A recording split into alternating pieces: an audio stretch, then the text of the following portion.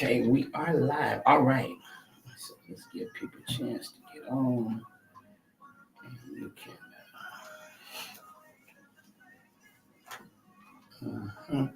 Hey, go ahead on the tag and share. Let's get everybody in today. We got an exciting show, and I promise you, it's gonna be truly a blessing. And for those of you who are tuning in on our Facebook Live, this is how it happens. It just happens. I mean, I've been so busy that I forgot the day was even Wednesday. So go ahead on the tag and share. Let's get everybody in.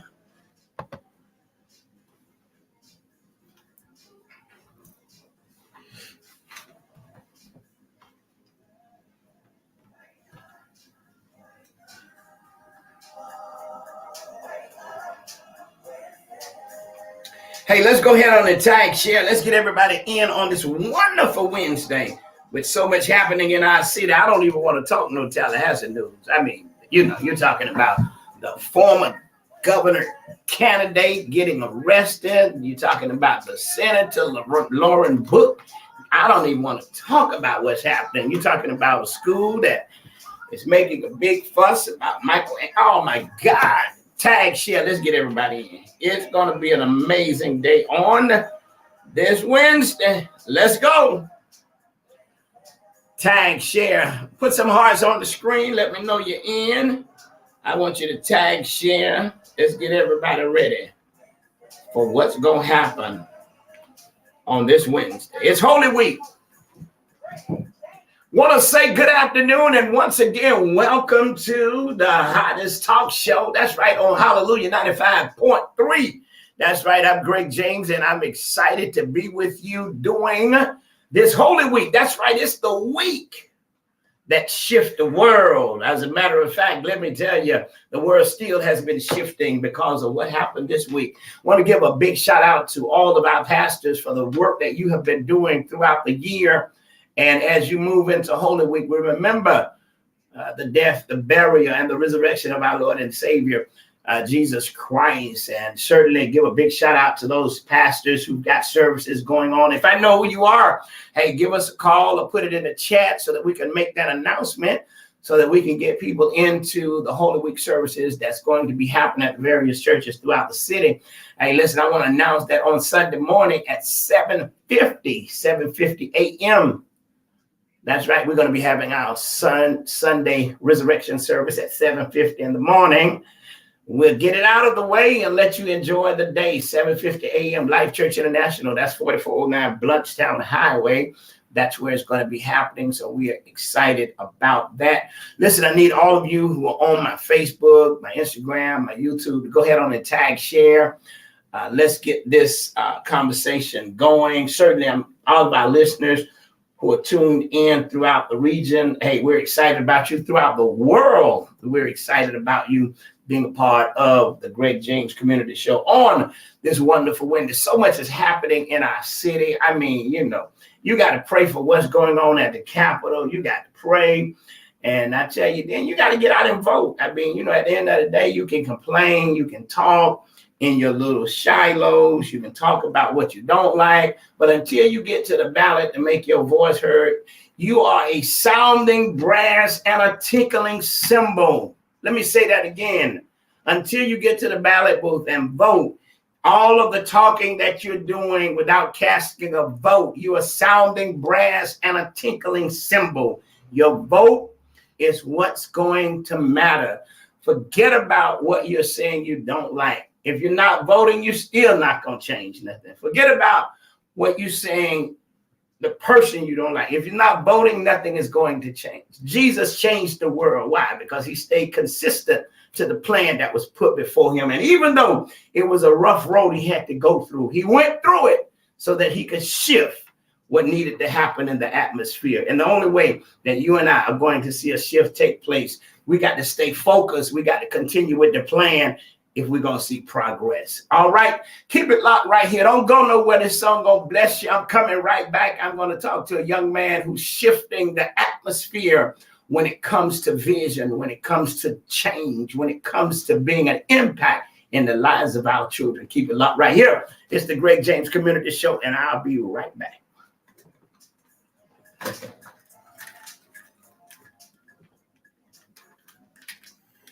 Yeah, Facebook family, go ahead on and tag, share. Doris, how are you? Let's get everybody in. Let's get everybody in today. We're getting ready to have a major conversation. We're going to have a major conversation right here on the Greg James Community Show. Hey, let's share, tag, let's get everybody in. I got a guy that's going to really encourage you.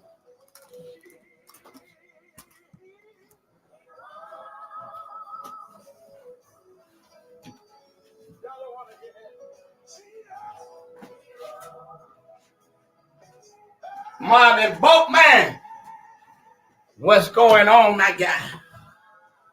Go ahead on tag, share. Glad to have you watching, Marvin. Marvin.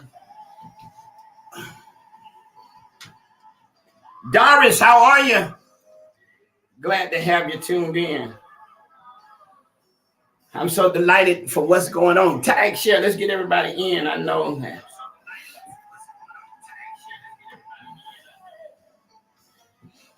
Pastor Sykes, man, bless you. Certainly want to thank God for you, man. Really appreciate your hospitality on yesterday at the homegoing services of Mother Maggie King, literally 102 years old, man. So thank you so much for all you're doing. Peach, how are you? Go ahead on tag, share. Listen, we got an exciting show today. The young man that's with me today has an amazing story, and I don't want you to miss it on this wonderful Wednesday as we look at the wonderful work that Jesus did leading up to Resurrection Sunday. So I wanted to invite this young man to be a part of this amazing week. So go ahead on tag, share. I promise you, this show is going to change your life. It's going to encourage you. It's going to inspire you. And it's this show that's going to shift you.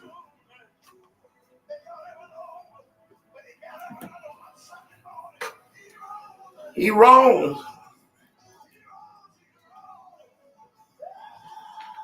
That's right. He rose. He rose. I dare you to declare it right where you are. Just say he rose.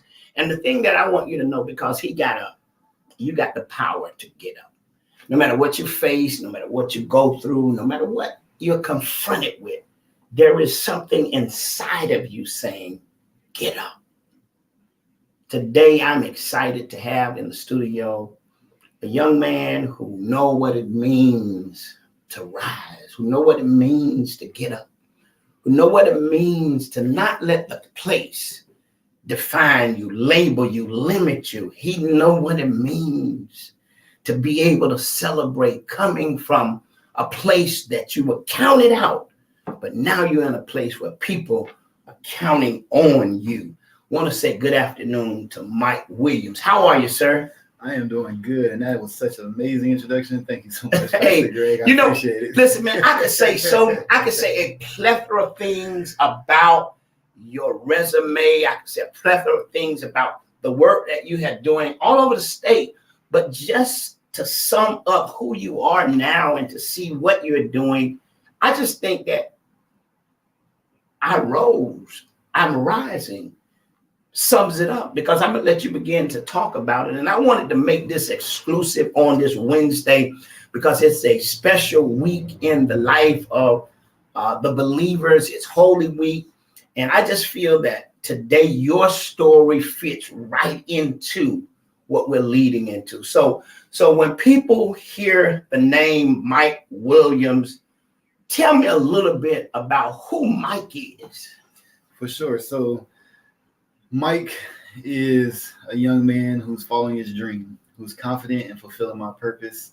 I believe God gave me about 10 years ago when I shared my story for the first time, and a young lady went home in tears, and her mother called me the next day and said how impactful my story was. I never knew how important my story was until that moment.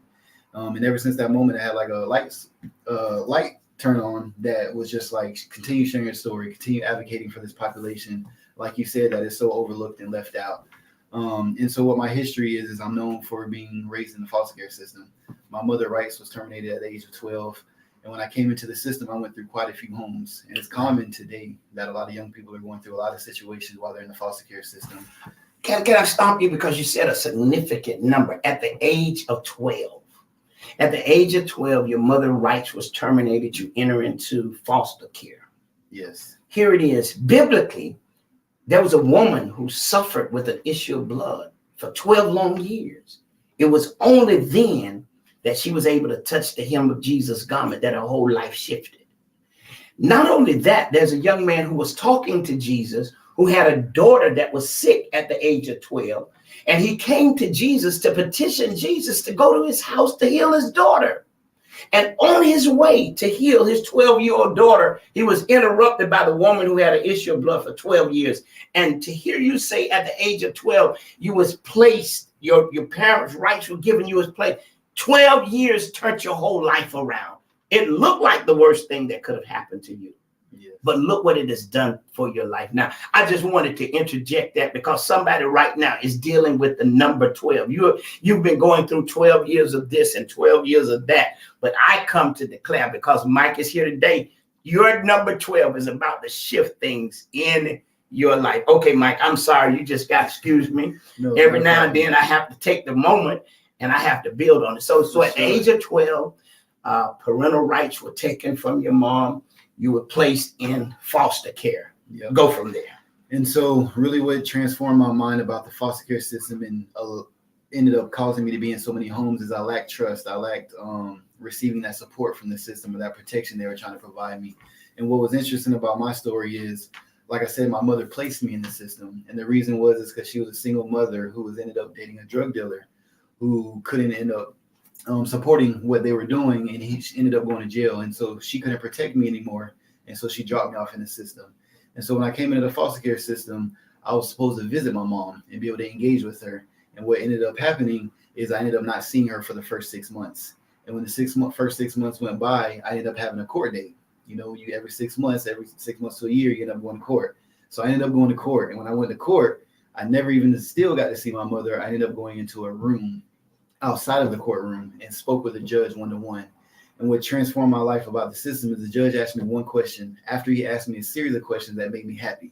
He asked me if I could have anything as a child, what would it be? And previously, because me and my mom had been on the run so long, it was I wanted to be in the same community with the same family and build the same friends and go to the same school. And when I gave him that answer, excited as a 12-year-old child, eager to go to school and build friendships, he said, because of that reason there and how happy I can see you are saying that, I'm going to terminate your mother's rights. And so when I thought all in all, I was saying something that was going to get me reunified, it was really the end of my life of knowing my mother to who she was. And so when that happened, I ended up living in probably more than 40 homes within the first 2 years. Wow. You know, I got to go back because, man, you know, I want to really comb through what you're saying because I've got so many listeners who are tuning in now. Here it is. Your mom was dating this guy who was involved in drugs. So therefore, life was very fast. Now you're in foster care. You're excited about going to court because you feel like this is your moment to reunite. And you're speaking your heart as to what you really want, not knowing that what you're saying is going to work against you. Yep. That moment there when the judge terminated rights forever, I mean, how did you feel? How did you feel? Or was there any feelings at all? I felt devastated. Like I said the wrong thing. And like I can never say how I truly felt again. Because if I did, I would never end up with where I wanted to be. And so from that point on, I ended up isolating myself and shutting myself off. Wow. So here we are now. You are going from one home to another home, and you're now having to deal with trust issues. How hard was it to really settle in as you went from one home to another? Very hard. I didn't end up settling in until I actually met a lady about a year and a half later. During that time, I went through several homes, DJJ facilities, Baker Act facilities, you can name it. I was going and hopping, trying to seek that satisfaction or that really level of importance. And I never found it until I ended up in Lake County, where I found just a lady in the church who ended up doing my hair, her and her daughter, and we ended up connecting. And I was about 14 then. And then that's kind of when I leveled out and ended up chilling out around the age of 14. So what did she, I mean, was she able to take you into her home, or how did that happen? So really it was for me, what I believe, it was a lack of judgment. She treated me regular like a normal child.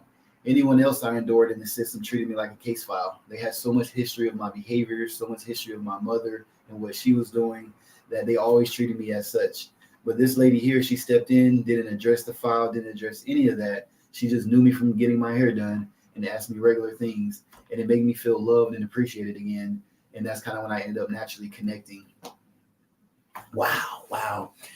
So here it is. Wow. I mean, and the thing that bothers me the most, even with the work that I'm doing, when I stand before judges, when I talk with state attorneys, and this comes because I understand that, you are a file. I understand that, when I went through my period of incarceration and coming back into society, probation officers, they didn't know who I was. They knew the file. And the file dictated to them who I was without them knowing who I was as an individual. So I had to work extremely hard to change the dynamics of what was in that file. Mm-hmm. And here it is, you meet a lady who does your hair, and now she's no longer looking at the file. She receives you as a person, and that's all you wanted. All you wanted was to say, receive me, not because of what's in the file, but receive me as a person, because the file really caused me to be in a behavior disposition that I'm in. Yeah. Because there was a lack of trust. Right. So 14, you meet her. What happens now? So then I ended up never getting adopted or actually moving with her, because she had 4 kids of her own as well. And so they had their own challenges in the home with providing space to get approved for me to come live with her and things like that. So what happened is I ended up spending every weekend over there until I turned 18. Wow. And so every weekend, that was my hope and safe space where I would go to school, do what I needed to do Monday to Friday, and then I would end up going with her on the weekend and spending time with her. And that happened until 18, where I then aged out of foster care. Wow. After 18, man. I mean, how did you start dreaming? Let's look. I mean, I want to go back to 18, but during this 14 to 18 period, that's 4 years. I mean, did you see yourself dreaming big? What? So then I was just really, I think at that moment, I was just seeking family again, connection and love and support. And so I ended up identifying that. And once I identified that, I kind of was just chilled from there. I just wanted to graduate high school and see what was next. And because I heard of all the support the system had to offer, I wanted to try out college as well, because they said we could go to college for free. And so I ended up enrolling in college. But at this point, I didn't have no dream. I just wanted to keep surviving and keep putting a roof over my head. And I knew I couldn't move back in with her, or I wasn't going to move back in with her. I wanted to get my own place. And so in order to do that, I had to tap into the resources the state offered. But when I did that, I still had the same trust issues with the system. So I ended up getting my resources by myself on my own journey. And I ended up going homeless by the age of 21.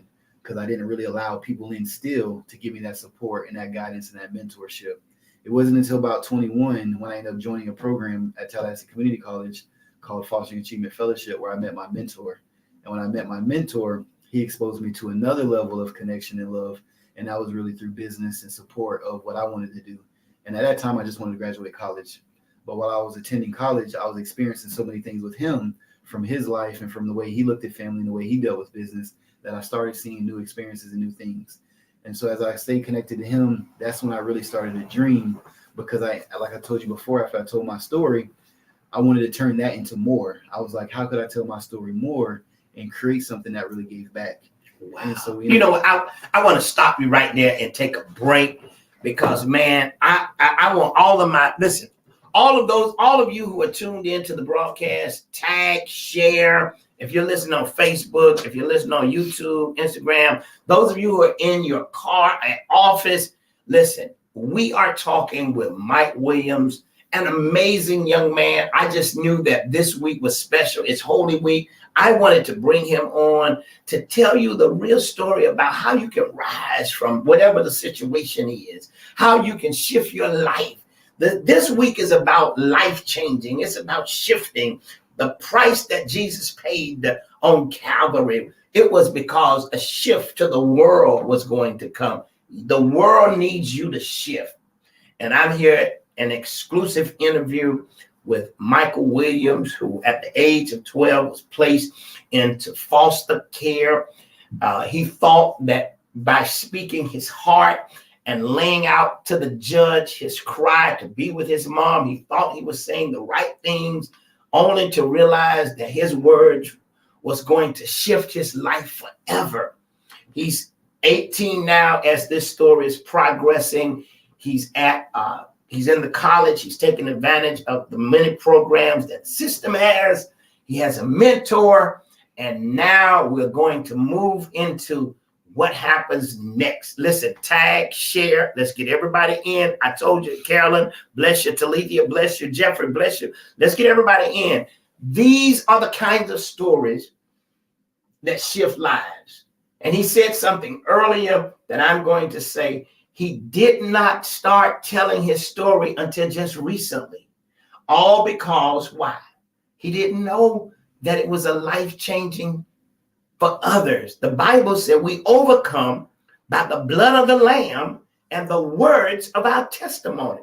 So people tell me all the time, you always talking about you went to prison. Yeah, I am. Because it's a life-changing experience. So I'm here with Mike Williams, and we're diving deep into this road to big dreams and big visions. So Mike, you're now at TCC, and you're in a program, once again, what's called? The Fostering Achievement Fellowship. Okay. And basically it was a college support program for young adults coming out of foster care that communities and schools and the Tallahassee Community College Foundation created to provide that extra layer of support, because we have some struggles that we deal with when we come out of the system, from lack of trust, lack of social emotional development. And we often don't connect well to adults or the people who's guiding us. And so they had this support system. And in that program, they exposed me to a lot of opportunities, from internships, from work service opportunities, and things like that. And my first big break as a young professional was with this program called My Jump Vault that one of my foster brothers, Thomas Fair, had ended up designing with a team. He asked me to come join him and be an assistant product manager. And so that was my first professional job I ever had. So before you get to the job, you went through TCC. Well, I'm still at TCC. You're still at TCC. Wow. Time. Yeah, I'm still at TCC during this time. Just I wanted to work as well. Okay, so you're in school. Yep, and you're working. Yep, and working. And you're defying the odds, because the level of success that you're having at this point, based on all that you have been through, should not be happening. Yes, because statistics show that 71% of young men will be arrested by the age of 21. That's coming out of foster care. 70% of young women will be pregnant by the age of 21, and only 3% of us will go on to be successful post the age of 23. So you're defying the odds on my journey. Wow. Yes. And so in this project, I'm always forward thinker, and I was a part of the Service Learning Project, or this professional opportunity, working, and I was there about a year and a half. And as I'm traveling around the state implementing this software program that was designed, I ended up meeting with a lot of foster care agencies. And as I'm meeting with these agencies, I'm just meeting with the professionals, but I'm sharing my story now as a means of helping them understand how to implement the system. And when I'm sharing my story, we always got a lot of excitement, a lot of feedback from the professionals, like, hey, we love your story. This is amazing. You've come so far. You should come speak to our young people in our programs and our homes. And so we started doing that. And so I was like, you know what? This is very amazing, but what is something more I can do hands-on, something they can really lead with? Because me just coming sharing my story, they can just lead to be motivated, but how do they continue that on? And so during that time, I no longer really wanted to travel and do software. I wanted to create a youth conference. And so I created a youth conference called My Jumpstart. At this point, it was called My Jumpstart to the Real World. And this conference was created to give young people the experience of seeing what the real world looked like as an adult before they actually did it, so that they didn't have to experience homelessness. And so that was about 2017. And I launched that program at youth conference, ended up having some supporters sponsor the first one, and then continued getting sponsors. And we ended up in about 5 to 6 cities around the state, working with foster care agencies doing this youth conference. And while doing that, I ended up going to another state agency needing a statewide sponsorship because I wanted to do a bigger conference. I went to that state agency, and when I ended up going to them, they ended up becoming a partner. And when they came to the event after becoming a partner, they seen how electrifying it was and energizing and empowering it was for the community that they offered me a statewide role to be the director of youth and community services. And when that occurred, obviously I'm excited because now I got another professional opportunity. This state agency is now recognizing me as somebody that has a vision for young people to be the statewide director. And so I embraced that opportunity. But also I'm a new entrepreneur. So little did I know, while I embraced that opportunity behind the program they supported, I was going to continue that program, obviously. I just couldn't stop and start working and forget about this. So I kept doing it. And when I kept doing it, 2 years went by, I was working with them, and I wanted to leave. And I wanted to keep doing my program, even though I left. And little did I know that because I was working on my program while I was with them, it ended up being theirs, and they copyrighted it. And so I lost everything that I built and ended up getting served a non-compete, where I couldn't do nothing anymore in that field. And in that field was the entire foster care system. And so at that time, for 2 years, I went through another relapse of feeling lack of trust, misplaced, unrecognized, and because I felt like everything was taken from me. And during them 2 years, I had to just lay low. I was really trying to figure out myself. I ended up falling back in the streets for a moment, but then I ended up getting one of my another partner, Sale Future, ended up offering me another professional opportunity. And when they offered me that opportunity, I was excited to get back involved, and so I jumped. I ended up working for Sale Future, and this is now about 2019. During this 2-year span of being in a non-compete, I was working for this organization. That 2-year ended November 2020. November 2020, I ended up resigning from that job to relaunch the youth conference that I was doing previously. Except now, since they copyrighted it, I had to redesign it and rename it. So I redesigned it, renamed it, My Jumpstart to Independence. And within 60 days, and you speak of rising up, within 60 days, I reached out to all of the agencies that I used to partner with to do it. And every single agency gave me the opportunity to come back and fund it and do it again in the same areas that I was doing it before. Wow. You know, I want to say something to those who are listening to the broadcast, and I want to say something to you, because I feel like it's so important that your level of creativity has a way of impacting so many. I want to say this to those who are thinking about business and who got bright ideas. The Bible says that God will give you witty ideals, and you got to be able to protect. You got to be able to guard, and you can't move with your heart because it's a good ideal. You got to understand that we're in a cruel world. We're in a world where there are sharks, and these sharks are lurking for ideas. People are minus creativity.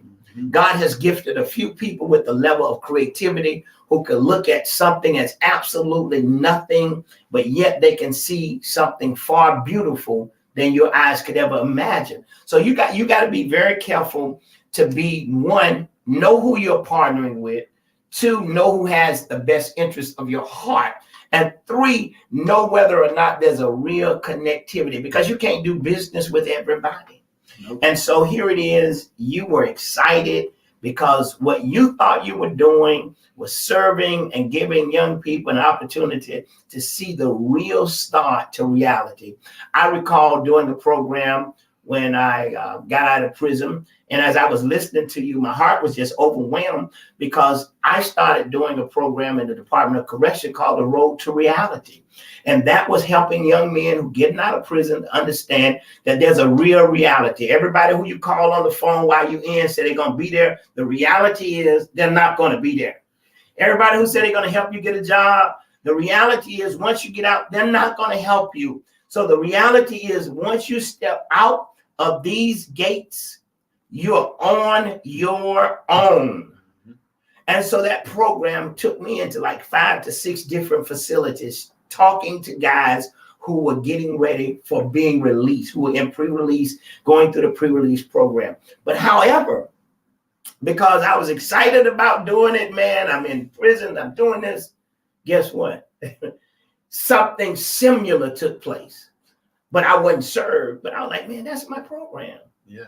And it was somebody who I had close with me, working with me, who had the wherewithal and the business savvy to say, well, I could get paid doing this. He's doing it because he got a passion. Yeah. But I could get paid for doing it. And we got to protect now what God invests in us. Yes. We got to protect it. And we got to be with the fortitude to tell people, listen, this is what God has gifted me to do. This is how I'm going to do it. You're not going to dictate to me how it's going to be done. Now, if you want to work with me, then this is your role. But at the same time, you won't invade what I have to try to take over. Here it is now. You're back at it again. You've added the word independence now to what you're doing. Let's keep rolling. And so from there, within that 60 days, it just showed me how amazing God was, that it was really purpose that I was doing, that nobody could take what he wanted me to do. And so that ended up happening. But at the same time, while I was doing that and excited to do the youth conferences, I was running a day treatment center for the last 2 years that I ended up designing for the organization. And in this day treatment center, I was reminded of how many people age out and have no support after they age out. And for me, math was my favorite subject. And I realized that between 18 to 23, young people coming out of foster care have access to over $150,000 cash between the 5 years. And so with that, I'm like, hold on, $150,000 cash is a lot of money. I could buy me a house with that and never have to worry about somebody putting a roof over my head again, because most of us are going to end up on HUD housing. And so with that, I started thinking about a housing organization.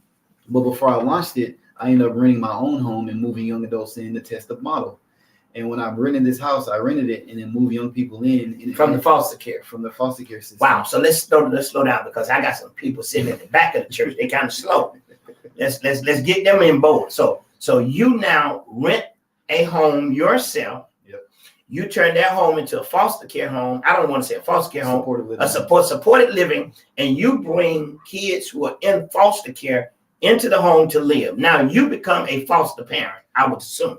Well, a host parent, because they're the ones who just turned 18, and usually they have nowhere to go when they're 18. So the kids who are turning 18 who has nowhere to go, you now have a place for them. Yep. Wow. Let's talk about it. And so with that, I end up filling up real quick within 60 days. And so I'm like, hold on, now I'm paying somebody rent.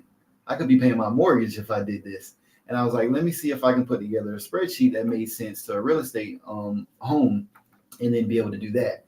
And I put together a business model and an organization called DASH, Dreams and Success Homes. And I ended up having some partners that I reached out to. My brother, Ian Welch. I reached out to him and told him about my idea. And he was like, you know what? I might have somebody you can pitch to down here who's been one of my longtime donors. He's very big in banking and very big in real estate. And I was like, yes, get me in front of him. I promise you, I'll do whatever I need to do. And so I put together a business plan and a budget, went down to Miami. That was November 20th when I launched the home.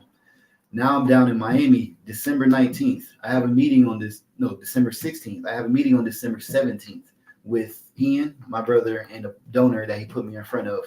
And when I pitched to him, I told him my idea, and he was like, this is amazing. He was like, I'm passionate about affordable housing. He was like, what do you need? And at that time, I was looking at him. I was like, what do you mean? He was like, what do you need to make it happen? And I just said, I want $1 million. And he said, okay, we'll get with my accountant here in the next 2 days, and we're going to start a company, and I'll give you $1 million. And then so he ended up investing $1 million, which ended up being capital to go buy additional properties. And with that, we ended up getting property in Jacksonville, a property in Broward, and a property in Miami. And so now we've gotten these other properties with this initial investor where we created this financial model to move these young people in. And so that occurred. And then from there, once that happened, he started bringing in other people who he knew. And then I started marketing and started getting other people who own property to the table.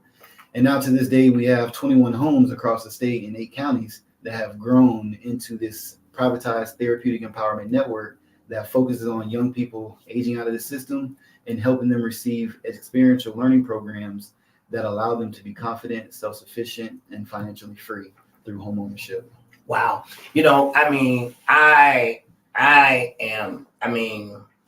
am just overwhelmed with joy. And the reason why I'm saying that is because God took what looked like the worst thing that could have ever happened to you and used that to give you a purpose-driven life. Yes. The thing that has a label to it and has attached your name to it, God has used you now to be the resurrection's personality for those kids who are aging out.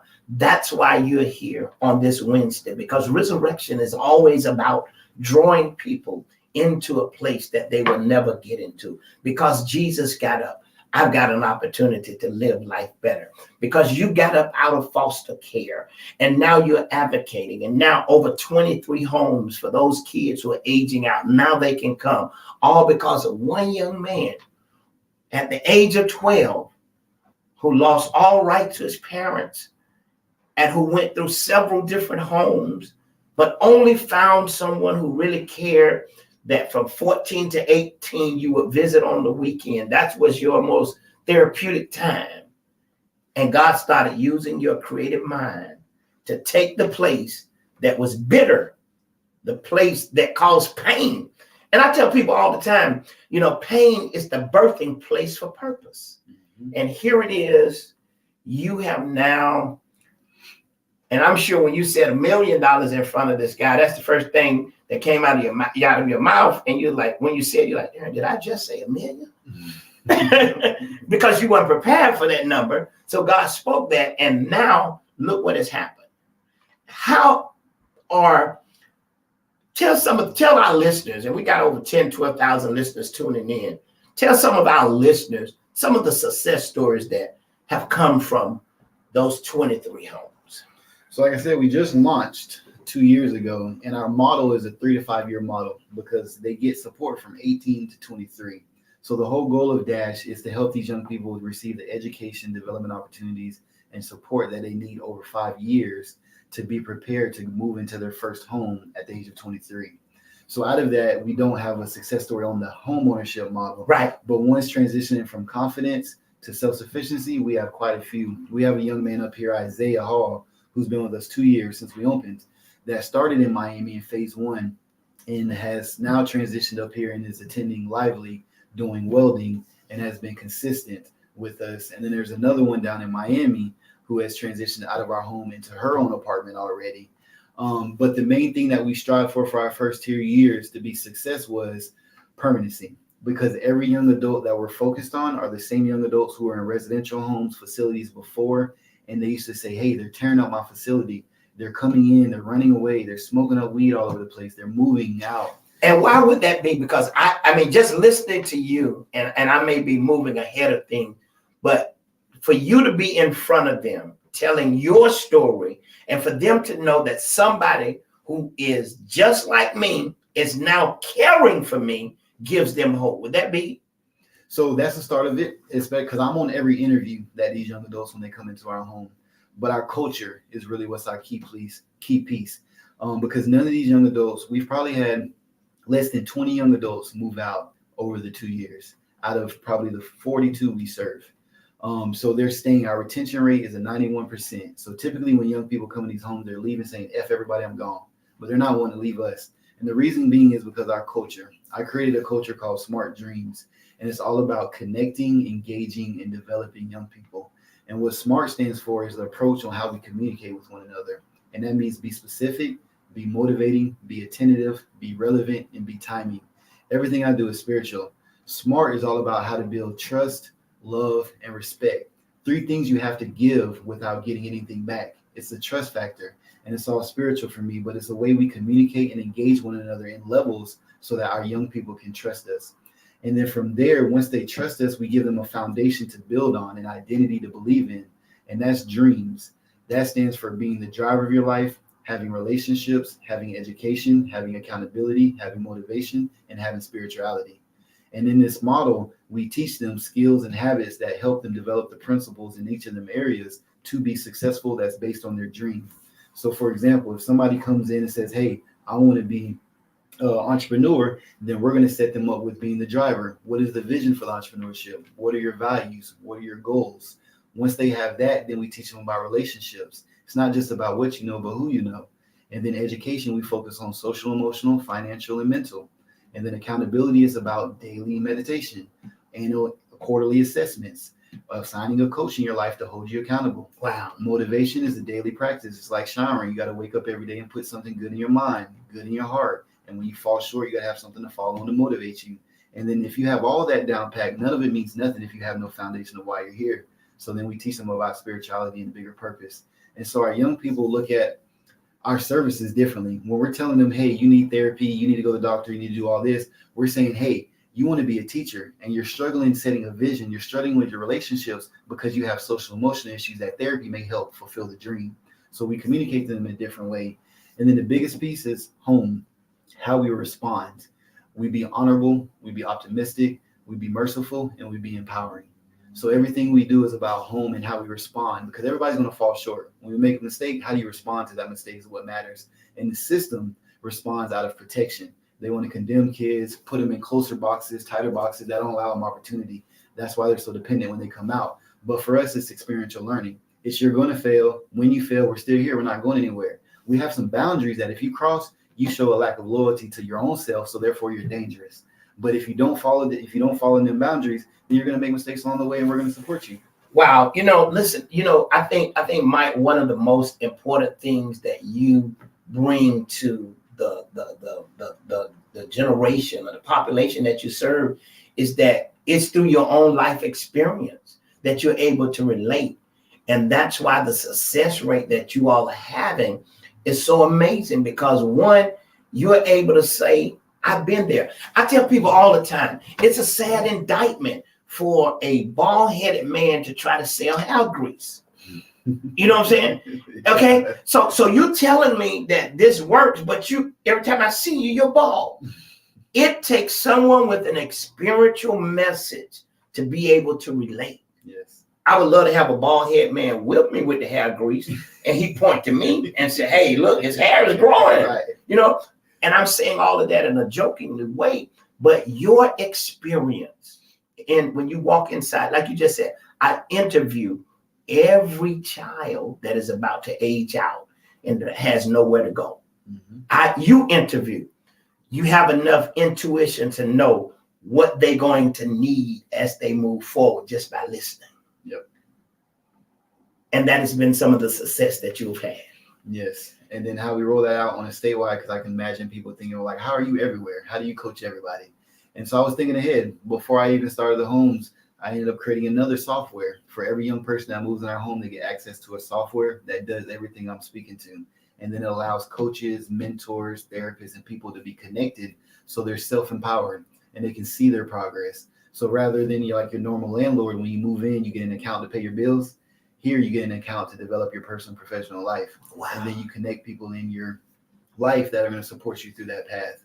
And so that's how we've been able to really monetize everything that we're doing, so the young people can see on a social impact scale that they're valued, loved, respected, and they really have a chance to be in who they want to be. Wow.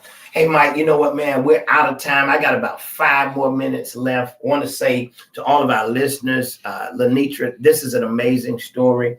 And certainly, this is an amazing young man, and I'm grateful that he decided to pause in his busy schedule to join me today as we prepare for Holy Week, because I know this, the resurrection is about giving hope. It's about connecting the Friday, Good Friday. It's about connecting man back to God. This story here connects us back to the human side of the people that we count out. This story of Mr. Mike Williams is a story that gives hope. It gives us an opportunity to see that we can create a community of loving and sharing. And we don't have to write all of our children off. And certainly, Mike, I want to say to you, man, I commend you for one, just having the God-given intuition to say, okay, God, I'm here.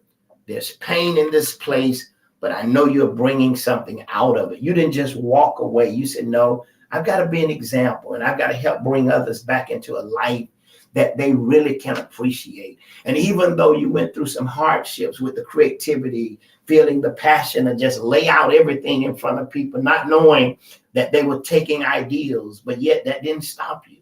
You kept going because you knew that your life was driven by what you had been through. And I want to say this because I don't know the people that are part of helping finance, but I know that you have changed their lives. Even the man who said $1 million, we're going to make it, his life has changed all because he's been in a relationship with you. Yes, I'm very grateful. God has been a true blessing. That's why I just love sharing my story to inspire people. It's truly, when you believe, and truly anything can happen. Wow. Wow. Well, listen, man, we got about 2 minutes left. What would you say to 13,000+ people that have tuned in, whether it's Facebook, whether it's Instagram, whether it's YouTube, whether it's via the radio? What would you say to them today? If there was one thing that you had to say to someone to really get them to see the value in investing in others, what would that be? We have a phrase that we say and that I'm really living by: dream big, dream beyond, dream now. And what that means is, don't stop dreaming big about your clients. Don't stop dreaming big about your community, your children, whoever it is.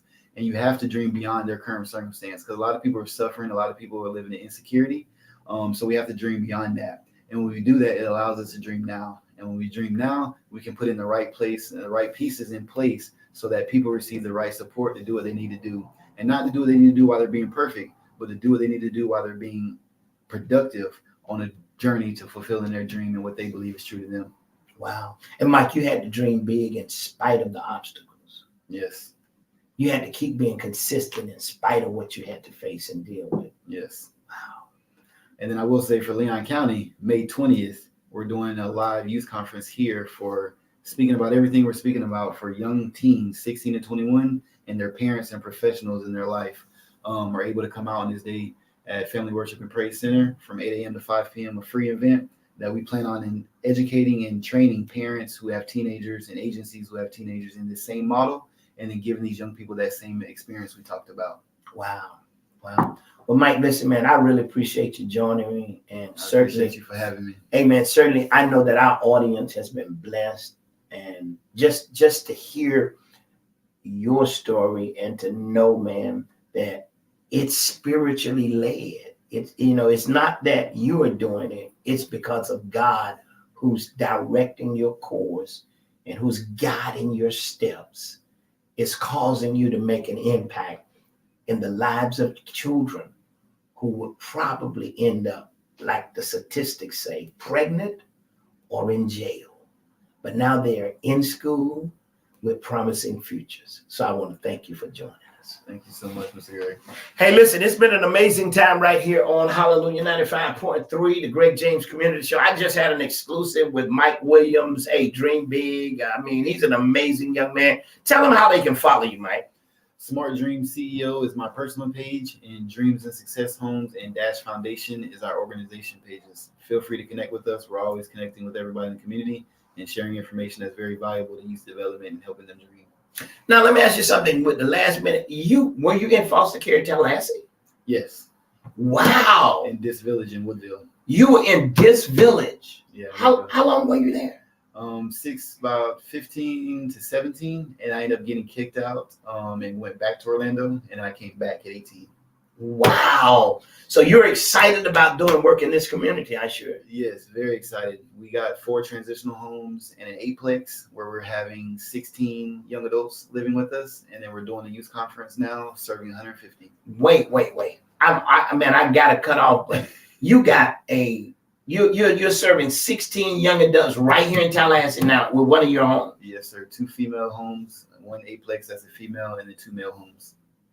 Wow. The place that you got kicked out of, yes, you are now back in this city making a difference. That's what I'm talking about. Yes, sir. And you're making it happen. And that's why it's so important for all of our elected officials, all of those. We got to find people who got vision and who want to invest in our youth. And we got to find funds to make sure that they do what they do. And they do it with a passion. That's the problem. We got people who got big programs, big ideas, and they just doing it, but they can't. Listen, I'm getting ready to advocate for those people. I'm going to find me about 5 people who got major projects who need funding, and I'm getting ready to knock some doors, and I'm getting ready to make sure that we get the funding that's needed, because, Mike, you're an inspiration to say what can be done when the purpose, the passion is there.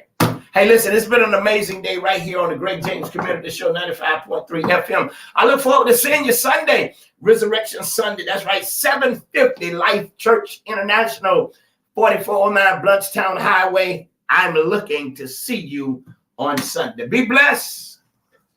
Wow. Hey, listen, it's been amazing. Let me see who there. All right. Hey, Miss Kelly. Listen, if y'all, Pam, you really enjoyed it. Okay. Okay, great. Jeffrey. Okay. Y'all enjoy the broadcast. Wonderful. All right, stay tuned. We're gonna have some big coming up because while he was talking, Lady V, my wheels were turning. And I'm very creative. So I came up with something. I'm gonna talk about it off air. I ain't gonna let y'all in on it. But listen, I'll see y'all Sunday. And Latoya, don't forget, we're gonna be meeting Friday. You heard what he was talking about, right? We're gonna Driana's a part. I can't wait to work with her. Yeah, really? I'm excited for her. Yes. Yeah, we're meeting on Friday. She's amazing. Yeah, she's amazing. Okay, good information, Verna. Right. Okay, good. All right, God bless y'all. We out of here.